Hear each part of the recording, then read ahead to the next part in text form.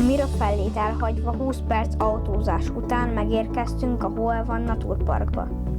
Először megnéztük a Skywalk kilátót. Sziasztok, itt vagyunk a Hoel-Van Naturparknál, egy Skywalkon, és most itt megnézzük a kilátást.